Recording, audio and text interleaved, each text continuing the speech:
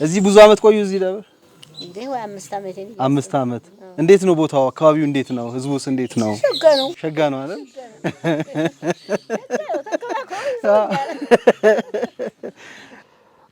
ረላቂት አቦ መካነ ሕይወት አቅኒው መዛሮ ነው ተክለ ሃይማኖት እንዳልነበረበት ቀኛማይ ግራማች ስንቱ ሊቃውንት ሙተው አልቀው በልቶብን መሬት ብቻችን ቀርተነ ትንሾች ወጣት እንደ ሰው ለመሆን እንደ ጎረቤት ጭቃውን አፍርሰን እንድንገነባ ዘመናዊ ህንጻ የመስታወት ቤት አነሳግር ነብላኪ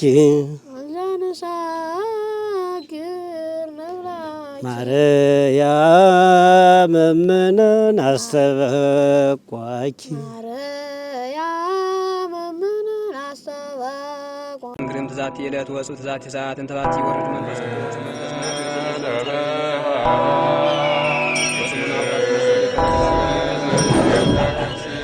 ሰላም ጤና ይስጥልኝ ውድ የቲአርቲ ሚዲያ ቤተሰቦች በያላችሁበት የዓለም ዳርቻ ሰላም፣ ፍቅር፣ ጤንነት፣ በጎነት ከእናንተ ጋር ይሁን። ይህ የቲአርቲ ሚዲያ ነው። እኔ ምን ያልበንቲ እንግዲህ ከአዲስ አበባ ከ700 ኪሎ ሜትር በላይ ተጉዘን አንድ ቦታ ልናስጎበኛችሁ ወደናል። የት ነው ካላችሁ በላሊበላ የቅርብ ርቀት ላይ የሚገኝ መካነ ሕይወት ላቂት አቡነ ገብረ መንፈስ ቅዱስ ቤተክርስቲያን ይሰኛል። እንግዲህ ከጀርባዬ እዛ ተራራ ላይ የሚታይ ቤተክርስቲያን ነው። ትንሽ የእግር መንገድ አለው። እዛ ቦታ ላይ እንሄዳለን። የሚያስደንቅ ነገር ወደ እናንተ እናቀርባለን። አብራችሁ ነው። እንግዲህም ትዛቲ የዕለት ወፁ ትዛቲ ሰዓት እንተባቲ ወረድ መንፈስ ቅዱስ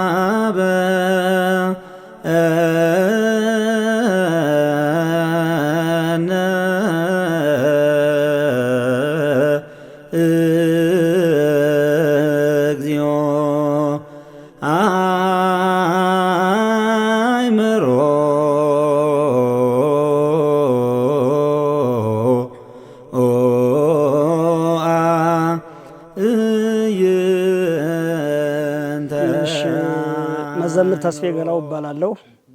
የዚሁ የደብሩ ተወላጅ ከልጅነት እስከ እውቀት ከዲቁና ያው ደርሼ ያደኩባት ቦታዬ ናት። እሺ ከተፈቀደልኝ አመሰግናለሁ። በስመ አብ ወወልድ ወመንፈስ ቅዱስ አሐዱ አምላክ አሜን። የላቂት መካነ ሕይወት አቡነ ገብረ መንፈስ ቅዱስ አመሰራረት አጭር የሕይወት ታሪክ ከረጅሙ ባጭሩ ከብዙ በጥቂቱ ለመዘርዘር ሞክራለሁ። ላቂት አቡነ ገብረ መንፈስ ቅዱስ በ16ኛው መቶ ክፍለ ዘመን በአጼ ፋሲል ዘመነ መንግስት ተመሰረተ። አመሰራረቱና አመጣጡ ፊታውራሪ መዛሮ የተባሉት የአጼ ፋሲል ቀኝ ወንበር ሆነው የመንግስት አማካሪ የነበሩ የሸደው አቅኝ የነበሩት ተክለ አሮን ልጆች በርስት ተጣልተው ጎንደር ከአጼ ፋሲል ሲከራከሩ አካሉና ዘሚካኤል የሚባሉት የተክለ አሮን የልጅ ልጆች ካክስታቸው ከወይዘሮ ማርያም ሰና ጋር ተጣልተው የአባቴን ርስት አላካፍለኝ አሉ ብላ ክስ አቅርባ እንዳለች ሽምግልና ከቀድሞ ጀምሮ ስለነበረ አጼ ፋሲል እንዲሸማገሉ ፊታውራሪ መዛሮን አሸማጋይ ሽማግሌ መርጠው አሸማግለው የሸደሆን መሬት ከ3 እንዲከፍሉ አሸማጋይ ዳኛ ከመንግስት ተመርጠው እንዲያካፍሉ ሲደረግ በዚህ መካከል ከጎንደር ተነስተው ወሎ ክፍለ ሀገር እስከሚደርሱ ባደሩበት ቦታ የፊታውራሪ መዛሮ ርስት ጉልት እንዲሆን መንግስት አዞላቸው። ይሁን ሁሉ ባደሩበት ርስት ጉልት እንዲሆናቸው ሲደረግላቸው በዚህ በተልኳቸው መሰረት ባደሩበት እየተረከቡና ርስታቸውን አንጀ ሚካኤል እስከሚደርሱ ድረስ ከጎንደር ተነስተው ላቂት አቦ ላይ ለፈረሶቻቸውና ለበቅሎቻቸው በግራ በቀኝ መስክ የሆነች ቦታ መርጠው እነ ጥጃ መስክ እነ ፋቂት መስክ ከታሉባት ላቂት አቡነ ገብረ መንፈስ ቅዱስ ላይ መቀመጫ አድርገው የመጡበትን ዓላማ አሳክተው እና አካሉና ዘሚካኤልን ወይዘሮ እቴጌ ማርያም ስናን መሬታቸውን እኩል አካፍለው ከዚህ ደብር ፋቂት አቡነ ገብረ መንፈስ ቅዱስ በጠቀስኩት ክፍለ ዘመን ዝታቦቱን በደብሩና በራሳቸው ስም ከጳጳስ ተቀብለው በዚሁ ቦታ ላይ 8 ልጆች ወልደው ይህንን ደብር እንዲቀደስበትና እንዲወደስበት አድርገው ልጆቻቸውንም በየደረጃው የቦታው ወራሽ እንዲሆኑ አድርገው ከአንዱ ድርሻ አንዱ እንዳይገባ የመጀመሪያ ልጃቸው አምደ መስቀል የሚባል ሲሆን 7 ጨው እንዲገበርለት ሲያደርጉ፣ ሁለተኛው ልጃቸው ደግሞ ተክለ ሃይማኖት የሚባለውን ደግሞ የቦታው ጉልት ሹም ሆኖ ቦታውን እንዲመራ ተደርጎ፣ ሶስተኛ ልጃቸው መስቀሎ የሚባለው ሲሆን ይህ ደግሞ የጭቃ ሹም ሆኖ የጭቃ ቆሎ ከአርሶ አደሩ እንዲገበርለት አድርገው ሲሰጡ፣ አራተኛ ልጃቸው ሴቲቱን ወይዘሮ ልብስት ስትባል የቤተ ክርስቲያኗን ግብዝና የእሱ አድርገው በግብዝና በቆሎ እንዲገበርላት አድርገው እንደ ማድረጋቸውና እንደ የስርዓታቸው በተሰጡት እድል መሰረት ይህ ሳይለቀቅ ከአጼ ፋሲል ዘመነ መንግስት ጀምሮ እስከ አጼ ኃይለሥላሴ ዘመነ መንግስት መጨረሻ ሲተዳደርበት የነበረች የባለወግ አገር ነበረች። በዚሁ ጊዜ ፊታውራሪ መዛሮ ቤተ ክርስቲያኗን ሲመሰርቱ ብዙ ባህታውያን ገዳማውያን አባቶች በመኖራቸው ከዋልድባ ከሚባል ገዳም አፈር በፈረስና በበቅሎ አስጭነው አምጥተው አስደለደሏት ይባላል። ከቀድሞ ጀምሮ ፋቂት አቦ የዋልድባ አፈር የፈሰሰባት ባለታሪክ ሀገር ነች ትባላለች። በዚህ መካከል ላይ የእነዚህ ባለወግ የሆኑት የልጅ ልጆቻቸው እነ ቀኛዝማች አሰፋ በለጠ፣ እነ ቀኛዝማች አሻግር ሳሉ፣ እነ ቀኛዝማች መኮንን ሳሉ፣ እነ ግራዝማች አካል ጠጋው፣ እነ ግራዝማች ንጋቱ ብሩ፣ እነ ግራዝማች ጣሰው በለጠ፣ እነ አጋፋሪ ገላይ የተሰማ፣ እነ ብላታ አበበ እንዳለው፣ እነ ብላታ አራጋው ነጋሽ፣ እነ ብላታ አካሌ ወርቄ፣ እነ ቄስ መልክነህ ዘለለው፣ እነ ቄስ ተሰማ ዘውዴ ሲሆኑ ብዙ አንጋፋ መኳንንትና ብዙ ወይዛዙት የነበረባት ስመ ገናን አገር ነበረች። ይህ ሁሉ ሲሆን በቀድሞ ዘመን ስልጣኔ ባልነበረበት የህዝብ ቁጥር ባልበዛበት የተተከለች የህዝብ ብዛቷ ከ50 ጢስ በላይ ያልነበረች የመሬቷ ቆዳ ስፋት ከጎረቤት አገሯ ከነ አግሬ ተገኝ ኪዳነ ምሕረት ያላነሰች በቀኝና በግራ ብዙ ወንዝ የምንጭ ውሃ ያለባት አገር ናት። ከህዝብ አነስተኝነት ቤተ ክርስቲያኗ በዘመናዊ ያልተሰራች በቀድሞ ጊዜ እንደ ነገሩ የሆነች በስሚዛ ጭራሮ መዝጊያ እየተዘጋ የነበረውን በ1962 ዓመተ ምህረት በእንጨት ጥርብ ሳንቃ አባቶቻችን ዘግተው ሲገለገሉበት የነበረውን የሳር ክዳኑን በማፍረስ በ1995 ዓመተ ምህረት አንዲት ሀገር ወዳድ የሸዋ ተወላጅ የሆነች በህልም የተራቆተች ቤተ ክርስቲያን ታየችኝ በማለት ቄስ ታደሰ ማስረሻን መሪ በማድረግ መጥተው ጣራው እንዲፈርስ አስደርገው በቆርቆሮ አስለብሰው የዕቃ ቤቱንም ጭምር ጨምረው አስለብሰው በመገልጋል ላይ እንዳለ ህብረተሰቡ በዘመናዊ መሰራት አለበት በማለት ህዝቡ ገንዘቡንና ጉልበቱን አስተባብሮ ካለበት ደረጃ እስከሚደርስ ድረስ በትግል ላይ እንገኛለን። ይሁን እንጂ በዚህ ደረጃ ብንገኝም ይህ ቤተ ክርስቲያን ሲጀመር በአዲስ አበባና በደሴ ከተማ የሚገኙ ተወላጅ የሆኑት ወጣቶች ኮሚቴ አቋቁመው ገንዘብ ከሀገር ወዳድ መንፈሳውያን እየለመኑ ሲያቀርቡ የዚህ ደብር ህዝብ በተቻለው በገንዘቡም ሆነ በጉልበቱ ቃል ኪዳን ገብቶ መሰረቱ እንደተጀመረ የጁንታው ጦርነት አስተራለሁ አስጀምሬ አስጨርሰዋለሁ ያለውን መሪ ፈርቀዳጅ የነበረውን በጦርነቱ በተወረወረ ከባድ መሳሪያ በደሴ ከተማ የነበረው ኮሚቴውን ሲያንቀሳቅስ የነበረው ዲያቆን ዲበኩሉ ከብካ በመሞቱ ስራው ትንሽ ቀዝቀዝ የህብረተሰቡም ሞራል ቀነስ በማለቱ ሳናዝንም አልቀረንም። ሆኖም ግን ጀግና ቢሞት ጀግና መተካት ስለማይቀር የዚህን ስራ ፍጻሜውን ለማየት የሚጓጉ እና አባ ጌታዬ ተራራው እነ ቄስ ካሳ አገልጋይ ስራውን እንዲፋፋም አድርገው ኮሚቴው በመቀስቀስ የጎደለውን እያሟሉ ሽንጣቸውን ገትረው ደከመን ሳይለቸን ሳይሉ እየታገሉ ይገኛሉ። ቢሆንም ግን በሀገሪቱ በተከሰተው የዋጋ ንረት የፋብሪካ ውጤቶች ዋጋ ንረት ከፍተኛ የሆነው ውድቀት ላይ ጥሎብን ይገኛል። ሆኖም ግን አሁን ስራው ያለበት ደረጃ ከፍተኛ ገንዘብ የሚጠይቅ ከ10 ሚሊዮን ብር በላይ ወጪ የሚጠይቅ በመሆኑ ሸክሙ የከበደ ከመሆኑ አንጻር ውድ የሚዲያ ባለሙያዎች በውጭማ በአገርም ውስጥ ለሚገኝ መንፈሳውያን በጎ አድራጊዎችና ግለሰቦች እጃቸውን እንዲዘረጉልን እንድታስተባበሩልን በጻድቁ ስም እንማጸናችኋለን። ወስብሐት ለእግዚአብሔር ወለወላዲቱ ድንግል ወለመስቀሉ ክቡር አሜን። ይቆየን። ሰላም ጤና ይስጥልኝ ውድ የቲአርቲ ሚዲያ ቤተሰቦች በያለም ዳርቻ የምትገኙ ዛሬም እንግዲህ አንድ ለየት ያለ ቦታ ልናስጎበኛችሁ ወደናል። አሁን የምንገኘው እንግዲህ ከአዲስ አበባ ከ700 ኪሎ ሜትር በላይ በላሊበላ ቅርብ ርቀት ላይ እንገኛለን። ከ40 ኪሎ ሜትሩ ላይ ተጉዘን በዚህ በላቄት አቡነ ገብረ መንፈስ ቅዱስ ቤተክርስቲያን እንገኛለን። እጅግ በጣም ታሪካዊ ቦታ፣ በጣም ብዙ ሊቃውንቶች የፈሩበት ቦታ፣ አሁንም በጣም ለሀገርም ለቤተክርስቲያንም ትልቅ ስራን እየሰሩ ያሉ አባቶች የወጡበት ቦታ ላይ እንገኛለን። አሁን የምንገኘው በዚሁ በቤተክርስቲያኑ ወይ ደግሞ እንደ ሙዚየም ከሚገለገሉበት ቦታ እንገኛለን። አንድ አባት አጠገብ ያለው አባታችን ማን ልበል? የስራ ኃላፊነቱስ እዚህ ምንድነው? መርጌታ ሰባት እባላለሁ። ዋናው የስራው ድልድሌ ቤተክርስቲያኑን ገንዘብ መቆጣጠር ነው። ሁለተኛው ደግሞ በመርጌትነትና ሶስተኛው በቅስና ሁለተኛው መርጌትነት አገልግላለሁ። አራተኛ ደግሞ በማስተማር አሁን አንድ 55 ተማሪዎች አሉ እና በዚህ ቦታ ይህንን እያሰራሁና ይህን እያደረግኩ ይኸው እንደምታዩ ነኝ። ሌላው ያው እንግዲህ ቤተክርስቲያኑና ቀቤቱ እንደምታዩት ሁሉ ያው መጻሕፍቶችን እያያችኋችሁ ነው። ቤቱም እንዴት ነው? ቅድም ከታሪኩ ሲነገር የተዘረዘረው ክብር እንዴት ነበረ? እንዲህ ግን እንደ ታሪኩ አይደለም። የቤተክርስቲያኑ አቀማመጥና ሁኔታ ይህን እንደምታዩት ነው እና ሌላውና ትልቁ እንግዲህ ቤተክርስቲያኑ ተጀምሮ በውጭ ባሉ በቅርብ ባሉ ተጀምሮ እና ግን አሁን በገንዘብ ማጠር ምክንያት ሳይሳካና ሳይፈጽም መቅረቱ ነው ማስታወሳችሁ እና ነገሩ ይሄን የመሰለ ነው። ያው ምናልባት ቦታው ቅድም እንደተጠቀሰውም ታሪኩ ላይ በጣም ትልቅ ታሪክ ያለው ቦታ ነው። እንደገና ደግሞ ቤተክርስቲያኑንም በአዲስ ህንጻ ቤተክርስቲያን ለመተካት ቦታውን የሚመጥን ለመስራት ብዙ እንቅፋቶች ነበሩ ተብሏል። በተለይ የሰሜኑ ጦርነት በጣም ትልቅ እንቅፋትም እንደሆነ አሁንም ደግሞ ያለው የዋጋ ንረት የተለያዩ ምክንያቶች ቤተክርስቲያኑን ቆም እንዲሉ አድርገውታል እና እንደው አሁን እጄ ላይ ብዙ የብራና መጻሕፍቶች ከውስጥ ማውጥተው እርሶም ቅድም እያየው ነበር ከውስጥ ሲያወጡ እነዚህ መጻሕፍቶችስ ያወጡበትን ነገር ይነግሩናል። ከውስጥ ወደ ውጭ የወጣበትን ምክንያት ምን ሊያሳዩን ፈልገው ነው? እስቲ አባታችን። ከውስጥ ወደ ውጭ ያወጣበት ምክንያት እንግዲህ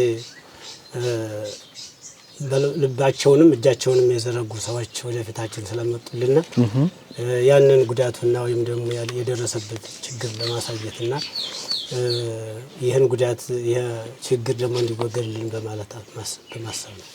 እስቲ አሳዩን። እስቲ ለካሜራውም ይታያል። ይሄኛውስ የምን መጽሐፍ ነው? እስቲ የተጎዳበትን ነገር ያሳዩን። እስቲ ይሄ የአባታችን የትልቁ ብፁዓዊ የአቡነ ገብረ መንፈስ ቅዱስ ገድል ነበረ። ለነገሩ ግን የእንጨት ሳጥን ሆኖ በእንጨቱ ሳጥን ላይ ምስጥ ተነስቶ እንደዚህ አድርጎ ጎዳው ማለት ነው። አሁን ከጥቅም ውጭ ወጥቷል።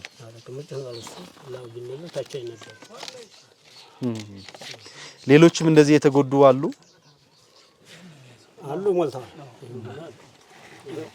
እስቲ ያሳዩን። እስቲ ይሄም እንደዛው የተጎዱ ናቸው። ይሄ ታምረ ኢየሱስ ነው። ይሄው እንደዚህ የተጎዱ ይሄ ታምረ ኢየሱስ ነው።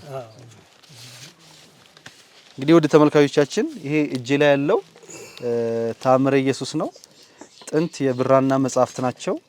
ዛሬ ላይ እዚህ ደርሰው አሁን ላይ ግን ለአገልግሎት ኦልሞስት ምንም አያገለግሉም ማለት ይቻላል። ይሄ የሆነበት ምክንያት ምንድነው? የሆነበት ምክንያት አንደኛውና ትልቁ የብረት ሳጥን አለመኖሩና ወይም ደህና ሳጥን አለመኖሩ ባረባ ቦታ ላይ ስለተቀመጠ ምስጡ ከውጭ ወይም ቤቱ ደግሞ ስለተስተካክሎ ስላልተሰራ ምስጡ ከወደ ውስጥ ገባበትና እንዲህ አድርጎ በላው።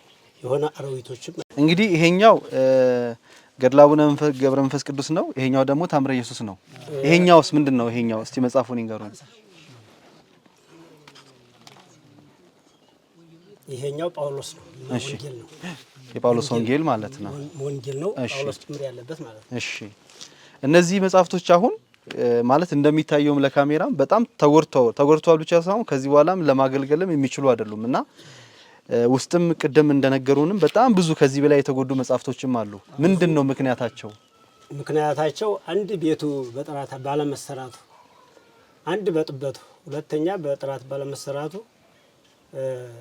በስሚንት ወይም ደግሞ በደህና በሚሻል አሰራር ተሰርቶ ቢሆን የሁላ ጉዳት ሊደርስበት አይችልም ነበር። ለነገሩ ግን ሊደርስበት የቻለው በጥራት ባለመሰራቱና በጥበቱ የሁላ ሊደርስበት ይችላል።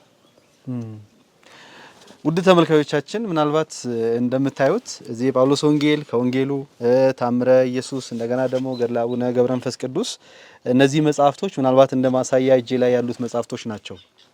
እጅግ በጣም የተጎዱ ናቸው። የጥንት አባቶች ይሄንን ብራና እንግዲህ ቆዳ ልጠው ፊደል ቀምመው ቀለም ቀምመው ሁሉን ነገር ሰርተው ለዛሬ ለኛ አስረክበዋል። የኛስ ኃላፊነት ምንድነው የሚለውን ይሄ ጥሩ ማሳያ ይመስለኛልና ለትውልድ እንዲተላለፍ ሁላችንም የበኩላችን አስተዋጽኦ እናድርግ። የተሻለ ቁምሳጥን ቢኖረው የብረት ቁምሳጥኖች የተሻለ ቤት ቢኖረው ይሄ ነገር ለትውልድ ይተላለፋል፣ ለአገልግሎትም ምቹ ይሆናል ማለት ነው። ስለዚህ ይሄንን የምትመለከቱ ትልቅ አደራ ለእናንተ እያስተላለፍን ነው ማለት ነው።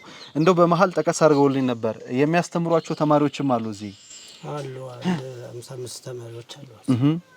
ለነገሩ ግን ያው ዝናብ በሆነ ጊዜ አይማሩም፣ ፀሐይ ሲሆን ይማራሉ። ለምን ዝናብ ጊዜ የማይማሩት? ቤት የለም፣ የሚማሩበት ቤት የለም። ቤት ስለሌለ ያው ዝናብ ከሆነ ለሊት የማታም ትምህርት ቢሆን የቀንም ትምህርት ቢሆን ቤት ስለሌለ አቋርጠን ትምህርቱን እንተዋለን። ፀሐይ ሲወጣ ወይም ደግሞ ሲያበራ እንሞክራለን ለመመለስ። ምክንያቱም ይሄ የሆነበት ቤት ባለመኖሩ ነው። እንግዲህ በተለይ በኢትዮጵያ ኦርቶዶክስ ተዋሕዶ ቤተክርስቲያን ወርቃማ ዘመናት ከሚባሉት አንዱ የዛጉዌ ሥርወ መንግስት ጊዜ በጣም እጅግ ወርቃማ ዘመናት የሚባሉ ናቸው።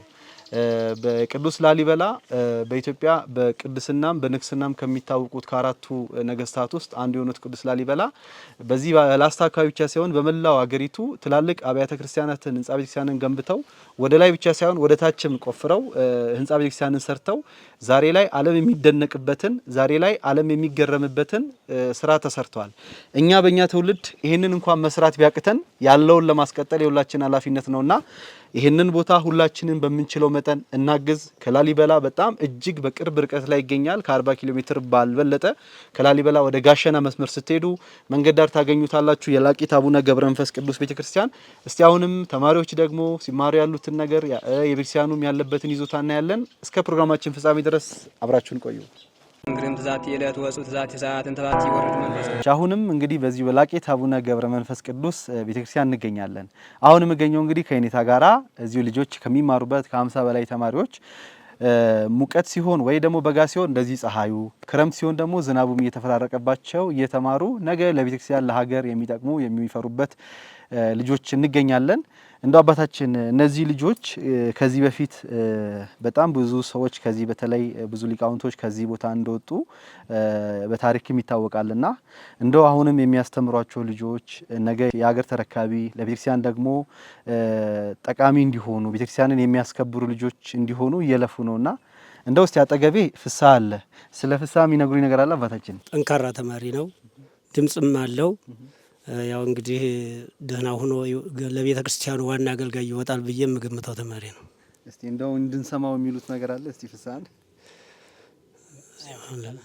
ሰላም ለኪ ሰላም ለኪ ዘንሰግድ ንብለኪ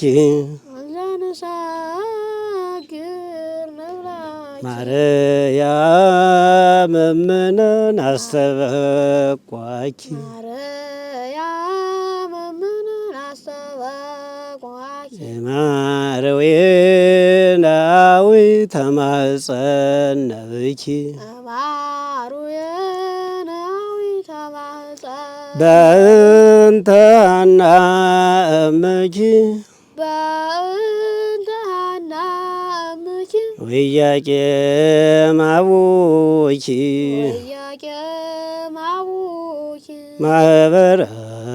ማህበረናዮም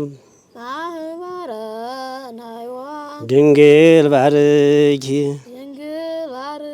እንደዚህ እያለ እየተማረ ከሐሙስ ውዳሴ ማርያም ደርሷል። ዜማ ከሐሙስ ደርሷል። ከሐሙስ ውዳሴ ማርያም ደርሷል። እንደው ሰላም ለኪን እንደው ፍሳ ብቻ እንዳለው ሁሉም ያሉት ደግሞ እንዲቀበሉልን እንደው እስቲ ተመልካቾቻችንም እንደ ሌሎቹም ዝም ይላሉ እንደ እንዳይሉ እስቲ ሁሉም እኛም አብረን እንቀበል። እስቲ ሰላም ለኪ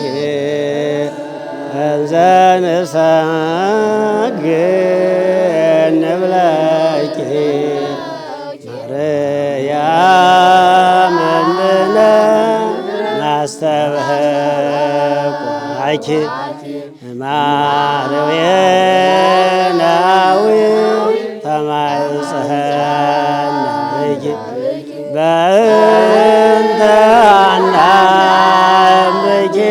ወያየ ማወቂ ማህበረነ ዮም ድንግል ማርያም እንግዲህ ትዛቲ ዕለት ወፁ ትዛቲ ሰዓት እንተባት ይወርድ መንፈስ ቅዱስ። ውድ ተመልካቾቻችን አሁንም ደግሞ የምንገኘው ምናልባት አዲሱ እየተሰራ ያለው ህንጻ ቤተክርስቲያን አለ። እሱ እስኪያልቅ ድረስ እንግዲህ ታቦተ ሕጉ ያለበት ምእመናንም ስጋው ደሙን የሚቀበሉበት እግዚአብሔር የሚከብርበት ቦታ ላይ ነው የምንገኘው። እንግዲህ እንደምታዩት በቆርቆሮ ያለ ቤተክርስቲያን ነው። እንደው እስኪ ስለዚህ እንገሩን። ምን ያህል አመት ሆነ አባታችን ቤተክርስቲያኑ? ይሄ ነው ይሄ ከተሰራ ለዛኛው እስኪሆን ይሄ ከተሰራ 5 አመት እየሆነው ነው። 5 አመት። አዎ ልምቹ ነው ለአገልግሎት ምን ይመቻል? ያው የመቸገር ሁኔታ ነው እንጂ ዝም ብሎ ዝናቡም ፀሐይ ሲሆንም ቀዳሾች በፀሐይ እየተንገበገቡ ዝናብም ሲሆን ያው የሚቆሙበት ባህር ላይ ማለት ነው ፍሳሽ እየገባበት ዝም ብሎ ያው ብቻ የእግዚአብሔርን ቃል ለመናገር ካህናቶች ያው እንግዲህ ህዝብን ለማገልገልና ለሀገራችን ለኢትዮጵያ ሰላምን ለመለመን ከባህር ላይና ያው ከተለያየ ከብርድ ላይ ቆመው ነው እንግዲህ እያቆመን እያገለገልን ያለን ነው እንጂ ምቹነት ምን ኑሮት ነው? ያው የእግዚአብሔርን ቃል ስለሆነብን ህዝብን ለማገልገል ያው ለማለት ስለፈለገ እንጂ እንኳን ይሄ መቀደሻው ቀርቶ መጥቶ ምኝታም ምንም የለንም። ያው የምታዩት እንግዲህ ዝም ብሎ ነው ያለው ከአፈር ላይ እንደዚህ ከዚህ ካፈሩ ላይ ወድቀው አባቶቻችን እንግዲህ ታላላቆች አባቶች አሉ፣ ትንሾቹም ያው እየመጣን ካፈር ላይ ወድቀን የምንቆምበትም እንግዲህ እንደምታዩት ይሄ ራሻ ቦታ ዝናብ ሲሆንም ፀሐይም ሲሆን በፀሐይ እየተቃጠልን ነው ያለነው። ቦታው በረሃማ ነው የምታዩት። እንግዲህ እንዲህ ነው እንጂ ምቾት ምንም የለውም። ውድ ተመልካቾቻችን እንግዲህ እንደተባለውም በጣም አባቶች እግዚአብሔርን በሚያመሰግኑበት ስብሐተ እግዚአብሔር በሚያደርጉበት ሰዓት ላይ ስጋው ደግሞ በሚቀርብበት ሰዓት ላይ እጅግ በጣም ለአገልግሎት አስቸጋሪ በሆነበት ሁኔታ ነው ያለው። በበጋ ጊዜ ፀሐዩ፣ በክረምት ጊዜ ደግሞ ዝናቡ፣ ሀሩሩ እንዲሁም ደግሞ ንፋሱ በጣም ለአገልግሎት ምቹ ያልሆነበት ሁኔታ ነው ያለው። ይህንንም መፍትሄ ለመስጠት እንግዲህ ያከይመናን በጣም በጉልበታቸው በገንዘባቸው ጠንክረው እንዲሁም ደግሞ በመላው ዓለም ያላችሁ ኦርቶዶክሳውያን እናንተ ባረጋችሁት ርብርብ አዲሱ ህንጻ ቤተክርስቲያን እየተሰራ ነው ያለውና ሄዶ ከፊኒሺንግ ላይ ስለደረሰ በምትችሉት መጠን እንድታግዙ የሚል መልእክት ነው የተላለፈው። እኛም ይሄንን አደራ እንላለን። ታች ከምናስቀምጥላችሁ ስልክ ቁጥሮች መረጃዎች እየደወላችሁ በአካውንቱ በምትችሉት መጠን የቻላችሁትን ድጋፍ እንድታደርጉ እኛም ጥሪያችንን እናስተላልፋለን። አሁንም አብራችሁን ቆዩ። እንግዲህ ትዛቲ ዕለት ወፁ ትዛቲ ሰዓት እንተባት ይወርድ መንፈስ ቅዱስ። የህብረተሰብ ለፍቶ አሁን አይጥ ወልዳ ጅራቷ ሲቀር ስጥ እንደተባለውን ወደ መታከቱ በጉልበቱም ወደ በገንዘቡም እጥረቱም ገጥሞት አሁን ወደ ተስፋ በመቁረጥ ሲደርስ አሁን ግን እግዚአብሔር ቅርብ ነው። እናንተን ከላይ ከላካችሁልና እግዚአብሔር ደርሶልናል ለማለት ነው የምፈልገው። ደርሶልናል። ምናልባት እናንተ መርከብና ድልድይ ሆናችሁ ከባለሀብቶች ጋር አገናኝታችሁ ወደ ፍጻሜው ደርስልን በሚል እኛ በሙሉ ተስፋ ነው ያለና ከዚህ በመቀጠል ይችኑ ብሶቷን አስመልክቶ የተዘጋጀ ስነ ጽሑፍ አለች። እንቀጥላለሁ። እስቲ በስማም ብዬ ልጀምር ድርሰት ላለንበት ቦታ ለአገሬ ታቦት ለክቡር እንግዶች ከውጭ ለመጡት ረላቂ ታቦ መካነ ሕይወት አቅኒው መዛሮ ነው ተክለ ሃይማኖት እንዳልነበረበት ቀኛማይ ግራማች ስንቱ ሊቃውንት ሙተው አልቀው በልቶብን መሬት ብቻችን ቀርተነ ትንሾች ወጣት እንደ ሰው ለመሆን እንደ ጎረቤት ጭቃውን አፍርሰን እንድንገነባ ዘመናዊ ህንጻ የመስታወት ቤት ሁላችን ተስማምተን ትንሹም ትልቁም ወንድን ሳንል ሴት አቅማችን አሟጠን በገንዘብ ጉልበት ገብተን አልነበረ ወደ ሰፊ ህንጻ መሰረት ልማት በአንስ ቁጥራችን ባንሆን ጥቂት ተሳስፈው ደስ ይላል አገሬ ፋቂት በድንጋይ አቅርቦት በውሃ ማጠጣት አቅሙንም አሟጦ ሁሉን በአንድነት በጣም ደስ የሚለው የህዝቡ ተሳትፎ የሰው ጥራት እግዚአብሔር ቢረዳን ኃይለ መለኮት የሁላችን ጸሎት የትንሽ ትልቁ የወንድ የሴት እንኳንስ ተጉዞ ባለስልጣን አየው ያቦን ድህነት እንኳን አያችሁልን እና መስግን እንጂ ለምን ማማረር ህንጻውን ገንብተን ቀርቶን ነበር የቀረን ነበር በርና እንግዲህ ተኩስ ምናምን ነው የቀረን ብዙ ተግባር አለ ያስፈልጋን ብር ብዙ ተግባር አለ ያስፈልጋን ብር እጃችን ዘርጋ ሁሉም በተግባር ከዚህ ላይ ጽሁፌን እደመድማለሁ። ስላዳመጣችሁኝ አመሰግናለሁ። ክቡር እንግዳችን እናመሰግናለን። በሰላም ያግባልን ነው እንጨርሳለን።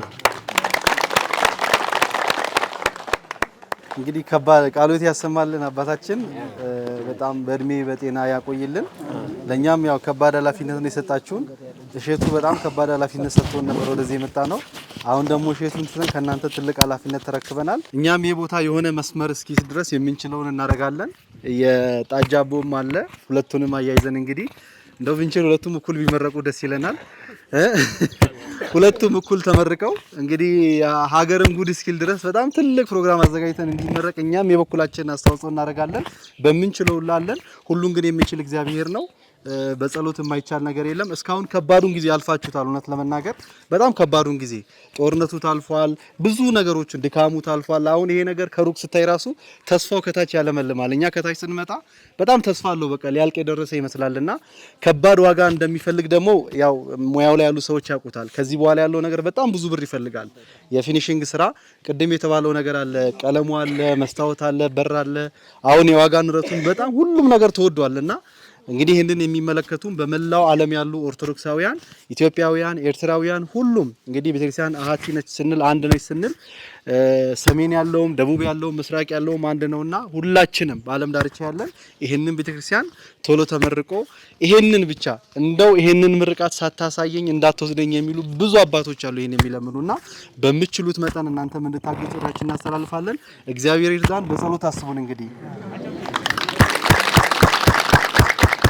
እንግዲህ ትዛቲ የዕለት ወጹ ትዛቲ ሰዓት እንተባት ይወርድ መንፈስ በውጭም ሆነ በሀገር ውስጥ የምትገኙ መንፈሳውያን የጻድቁ ወዳጆች የእግዚአብሔር ልጆች ይህ ቤተ ክርስቲያን ከተጀመረ ለ7 ለ8 ዓመት የቆየው በገንዘብ እጥረት ነው። ስለዚህ እንግዲህ ፍጻሜው እየደረሰ ነው። እናንተም ዋጋ ታገኛላችሁ። እግዚአብሔር ይርዳችሁ። በያላችሁበት ሆናችሁ አደራ ይችን የጻድቁን ከበረሃ ላይ የወደቀውን ቤተ ክርስቲያን እንድታነሱልን በእግዚአብሔር ስም ጠይቃችኋለሁ።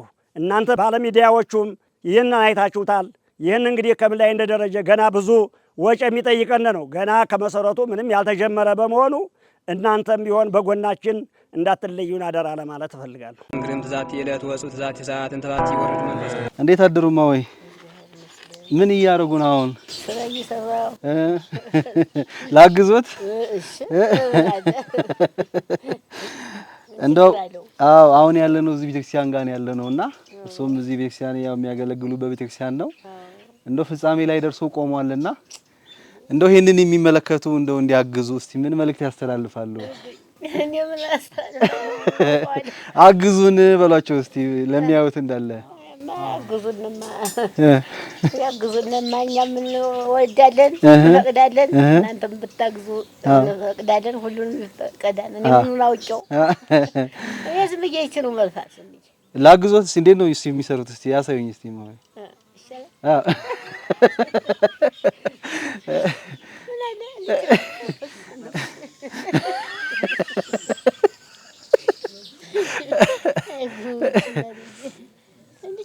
እንግዲህ እኛም መተን እንደው ደጋሚ ደግሞ ለምርቃቱ እንድመጣ እንግዲህ ፈጣሪ ይርዳን። እንግዲህ በጣም እሱማ ይርዳን። ሁላችንንም ያሰንብተን። አሜን። ተፈጥማ አብረን ለመዋል ለማየት ያብቃን። አሜን አሜን። ወዲያማ እንግዲህ እየትየ ያዙን ይዟል። እኛ ግን መቼም ብዙ እናስባለን። እዚህ ብዙ አመት ቆዩ እዚህ ደብር? እንዴ ወይ 5 አመት ነው። 5 አመት። እንዴት ነው ቦታው? አካባቢው እንዴት ነው? ህዝቡስ እንዴት ነው? ሸጋ ነው አይደል?